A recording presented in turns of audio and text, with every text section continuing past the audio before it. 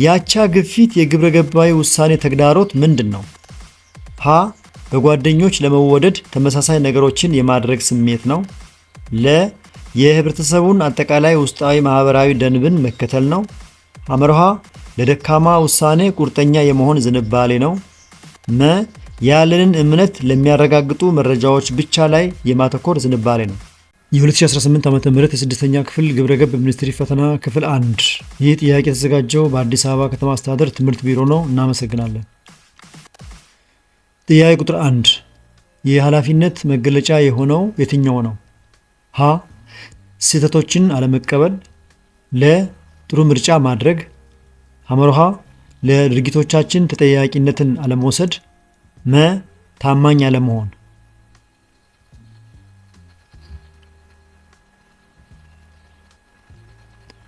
መልሱ ጥሩ ምርጫ ማድረግ የሚለው ነው። ኃላፊነት ማለት አንድ ሰው ለሚያደርጋቸው ድርጊቶችና ውሳኔዎች ተጠያቂ መሆንና አዎንታዊ የሆኑ ጥሩ ምርጫዎችን ማድረግ መቻል ነው።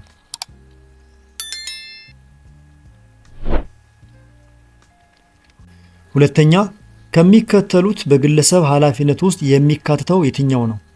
ሀ የቤተሰብን ስራ ማክበር፣ ለ አለመዋሸት፣ ሐመርሃ በሀገራዊ ደህንነት ጉዳዮች ላይ መሳተፍ፣ መ ህግና ደንብን ማክበርና መከተል።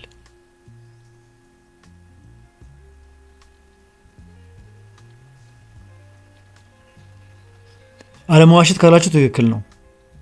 አለመዋሸት በግለሰብ ደረጃ እያንዳንዱ ሰው ሊኖረውና ሊተገብረው የሚገባ የግል የግብረ ገብ ኃላፊነትና የታማኝነት መገለጫ ነው።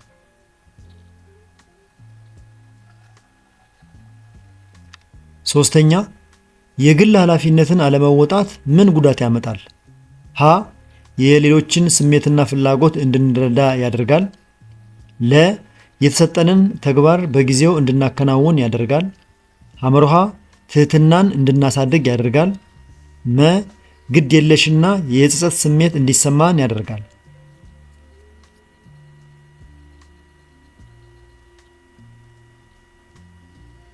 ግድ የለሽና የጸጸት ስሜት እንዲሰማን ያደርጋል ካላችሁ ትክክል ነው።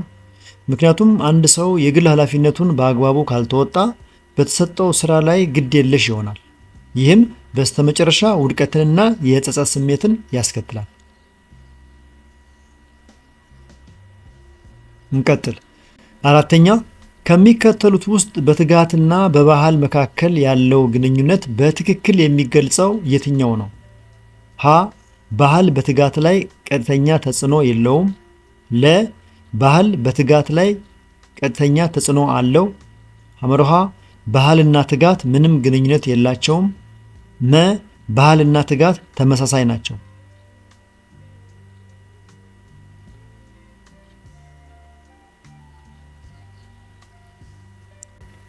ባህል በትጋት ላይ ቀጥተኛ ተጽዕኖ አለው ካላችሁ ትክክል ነው። የአንድ ማህበረሰብ ባህል ለስራ ያለንን አመለካከትና የስራ ባህልን ስለሚቀርጽ በትጋት መስራት ላይ ቀጥተኛና ትልቅ ተጽዕኖ ያሳድራል።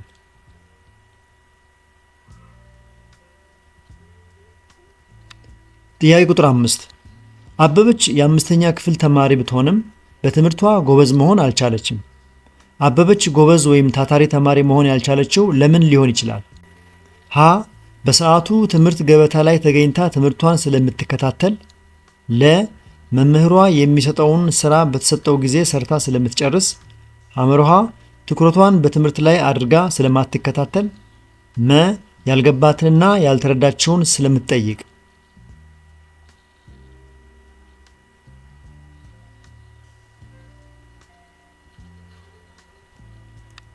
መልሱ ትኩረቷን በትምህርት ላይ አድርጋ ስለማትከታተል የሚለው ሲሆን በአማራጭ ሀ ለ እና መ ላይ የተሰጡት ነጥቦች የጎበዝ ተማሪ መገለጫዎች ሲሆኑ በትምህርት ላይ ትኩረት አለማድረግ ግን ለውድቀትና ጎበዝ ለመሆን አለመቻል ዋናው ምክንያት ነው።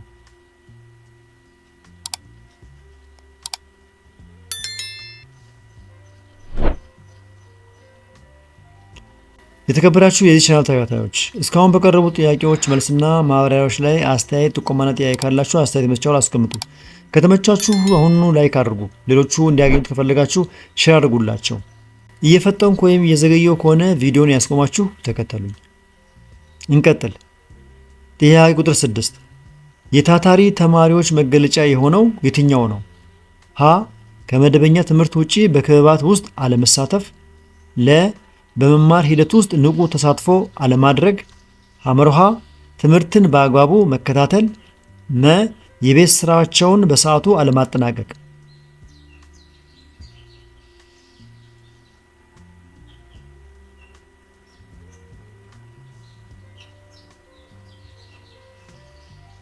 መልሱ ትምህርትን በአግባቡ መከታተል የሚለው ነው።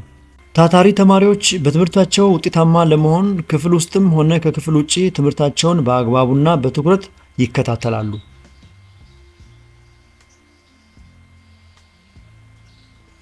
ሰባተኛ ከሚከተሉት የንባብ መንገዶች ውስጥ ውጤታማ የሚያደርገው የትኛው ነው?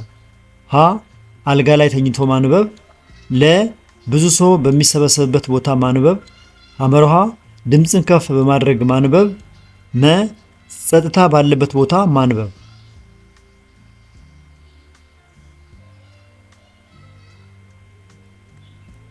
መልሱ ጸጥታ ባለበት ቦታ ማንበብ የሚለው ሲሆን ጸጥታ የሰፈነበትና ረብሻ የሌለበት ቦታ ለምናነበው ነገር ሙሉ ትኩረት እንድንሰጥና የምናነበውን በቀላሉ እንድንረዳ ስለሚያደርግ ውጤታማ የንባብ መንገድ ነው።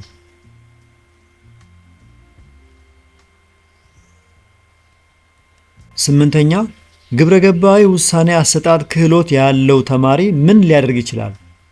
ሀ ከብዙ አማራጮች ውስጥ የተሻለውን በመምረጥ ውሳኔ ያስተላልፋል። ለ ብዙ አማራጮችን ሳያመዛዝን ውሳኔ ያስተላልፋል። ሐመርሃ በጓደኞቹና በሰዎች ፍላጎት ተጽዕኖ ውሳኔ ያስተላልፋል። መ ሁሉንም ውሳኔዎች ሰዎች እንዲወስኑለት ያደርጋል።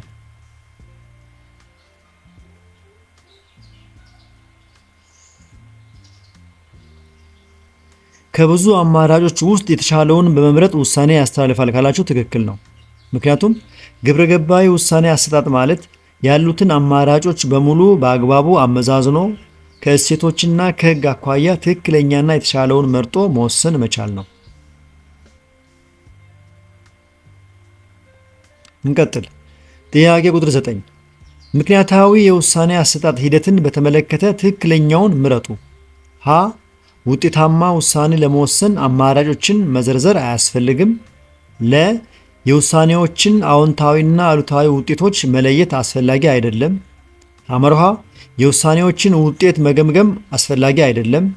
መ መረጃዎችን መገምገም ጥሩ አማራጭ ለመምረጥ ይረዳል።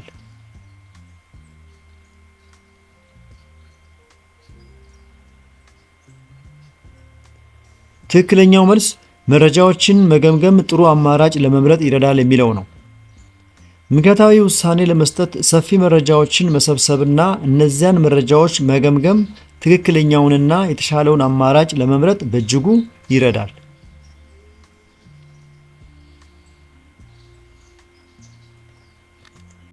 አስረኛ የአቻ ግፊት የግብረገባዊ ውሳኔ ተግዳሮት ምንድን ነው? ሀ በጓደኞች ለመወደድ ተመሳሳይ ነገሮችን የማድረግ ስሜት ነው። ለ የህብረተሰቡን አጠቃላይ ውስጣዊ ማህበራዊ ደንብን መከተል ነው። ሐመርሃ ለደካማ ውሳኔ ቁርጠኛ የመሆን ዝንባሌ ነው። መ ያለንን እምነት ለሚያረጋግጡ መረጃዎች ብቻ ላይ የማተኮር ዝንባሌ ነው።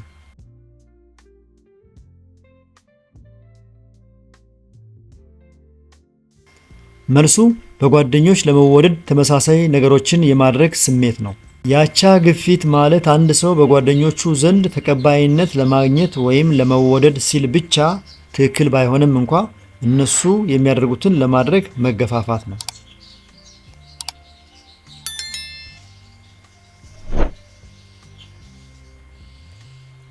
የተከበራችሁ የዚህ ቻናል ተከታታዮች የክፍል 1 አጋማሽ ላይ ደረስን።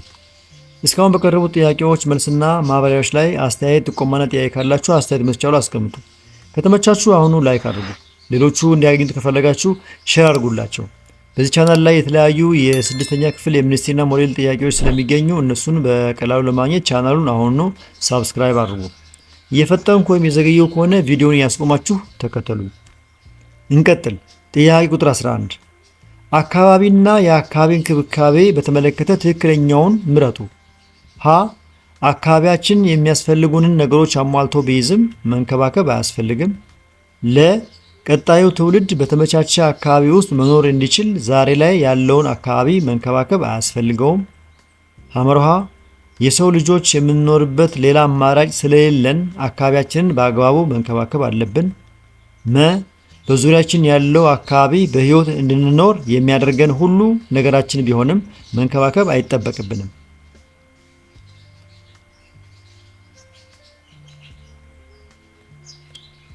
መልሱ የሰው ልጆች የምንኖርበት ሌላ አማራጭ ስለሌለን አካባቢያችንን በአግባቡ መንከባከብ አለብን የሚለው ነው።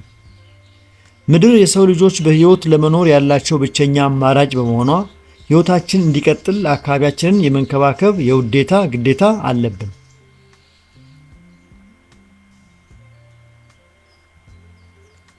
12ኛ በአካባቢ መንከባከብና አካባቢ ደህንነት መካከል ያለው ግንኙነት እንዴት ሊገለጽ ይችላል?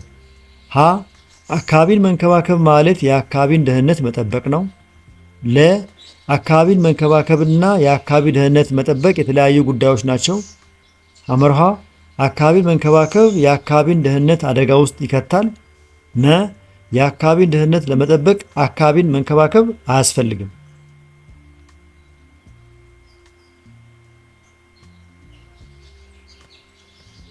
መልሱ አካባቢን መንከባከብ ማለት የአካባቢን ደህንነት መጠበቅ ነው የሚለው ነው። በአካባቢ እንክብካቤና በደህንነቱ መካከል ቀጥተኛ ግንኙነት አለ። አካባቢን ስንንከባከብ ማለትም ዛፍ ስንተክል፣ ቆሻሻ ስናስወግድ የአካባቢውን ደህንነት እየጠበቅን ነው ማለት ነው። በጣም ጥሩ። ወደሚቀጥለው ጥያቄ ስንሄድ ጥያቄ ቁጥር 13 እናገኛለን። ለአካባቢያችን ያለንን ፍቅር በተግባር ማሳየት የምንችለው እንዴት ነው? ሀ ዛፎችን በመትከልና በመንከባከብ፣ ለ ዛፎችን በመቁረጥ፣ ሐመርሃ ቆሻሻን በየቦታው በመጣል፣ መ ውሃን በማባከን።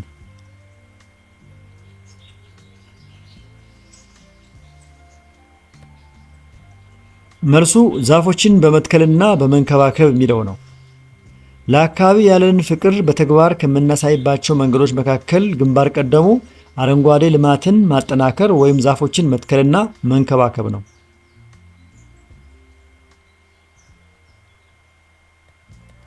14ኛ አካባቢን የመንከባከብ ጉድለት ውጤት ያልሆነው የትኛው ነው? ሀ የምግብ እጥረት መከሰት፣ ለ ተስማሚ የአየር ንብረት መኖር፣ ሐመርሃ የብዝሃ ሕይወት መመናመን፣ መ የአየር ብክለት መስፋፋት።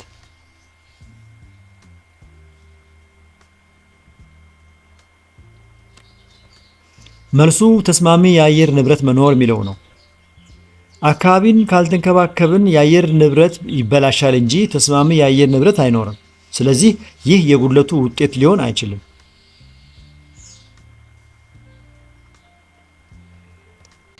ጥያቄ ቁጥር 15 የማህበራዊ ድረገጽ ግንኙነት ምን ላይ የተመሰረተ ነው? ሀ በህትመት ውጤቶች፣ ለ በበይነ መረብ፣ ሐመርሃ በሬዲዮ ሞገዶች፣ መ በኤሌክትሮኒክ መሳሪያዎችና ስልክ መስመሮች።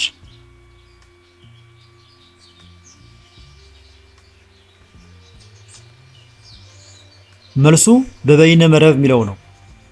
ማህበራዊ ድረገጾች ለመስራትና ግንኙነት ለመፍጠር የግድ በበይነ መረብ መዋቅር ላይ የተመሰረቱ መሆን አለባቸው።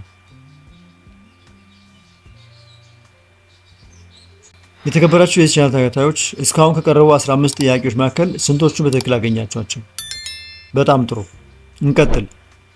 ጥያቄ ቁጥር 16 በግለሰብ ደረጃ የማህበራዊ ድረገጽ ጥቅም ያልሆነውን ምረጡ። ሀ መዝናናት፣ ለ አዳዲስ ነገሮችን መማር፣ ሐመርሃ ከጓደኛና ከቤተሰብ ጋር አለመገናኘት፣ መ ምርትና አገልግሎትን ማስተዋወቅ።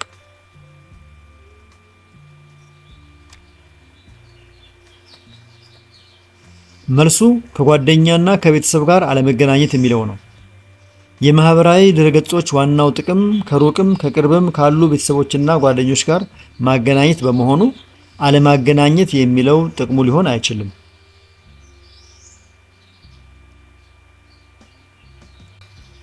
ጥያቄ ቁጥር 17 ይህ ግብረ ገባዊ የማህበራዊ ድረገጽ አጠቃቀም ምን አሉታዊ ተጽዕኖ ያስከትላል? ሀ አካላዊና ስነልቦናዊ ጥቃት፣ ለ ተግባቦትና መልካም ግንኙነት፣ ሐመርሃ እውቅናና ክብር፣ መ ታማኝነትና ተወዳጅነት።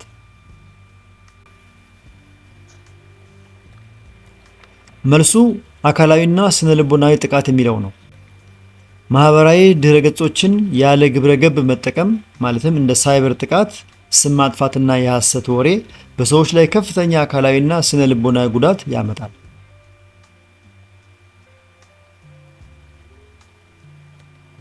18ኛ የባህል ትስስር በዋናነት ምን ያመለክታል? ሀ የሌሎችን ባህል በመቀበል የራስን መተው፣ ለ ባህላዊ ልዩነቶችን ማክበርና የተለያየ ባህል ካላቸው ጋር መስማማት፣ ሐመርሃ ሁሉም ሰው ተመሳሳይ ባህል እንዲኖረው ማድረግ፣ መ የራስን ባህል የበላይነት በሌሎች ባህሎች ላይ መጫን።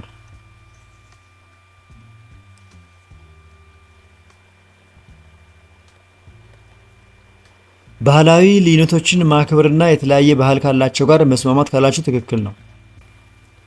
የባህል ትስስር ማለት የማንነቶች ልዩነቶችን አምኖ በመቀበል የሌሎችን ባህል ማክበርና ከተለያየ ማህበረሰብ ተወላጆች ጋር በሰላም አብሮ መስራት ነው። 19ኛ ባህላዊ ትስስር ለጤናማ ማህበራዊ ግንኙነት እንዴት ሊጠቅም ይችላል?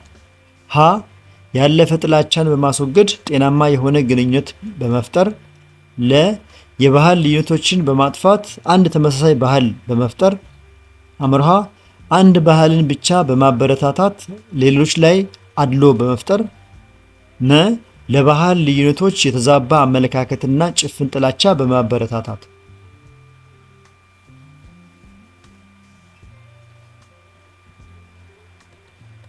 መልሱ ያለፈ ጥላቻን በማስወገድ ጤናማ የሆነ ግንኙነት በመፍጠር የሚለው ነው። የባህል ትስስር በሰዎች መካከል ያሉ አሮጌ ጭፍን ጥላቻዎችን በማስወገድ በመከባበር ላይ የተመሰረተ ጤናማ ማህበራዊ ግንኙነት እንዲገነባ ያደርጋል።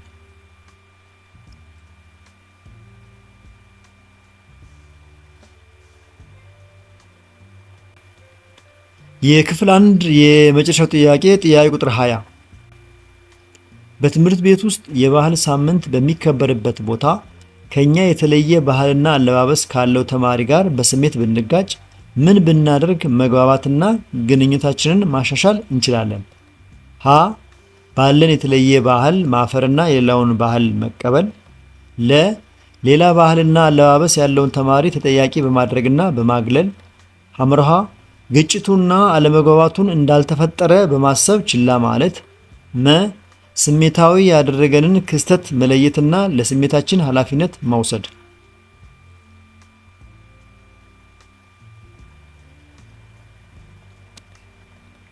መልሱ ስሜታዊ ያደረገንን ክስተት መለየትና ለስሜታችን ኃላፊነት መውሰድ የሚለው ሲሆን በባህል ልዩነት ምክንያት ግጭት ሲፈጠር ችግሩን ለመፍታት መጀመሪያ ስሜታዊ ያደረገንን ነገር ለይቶ ማወቅና ለራሳችን ስሜት ኃላፊነት በመውሰድ በውይይት መቅረብ ተገቢ ነው።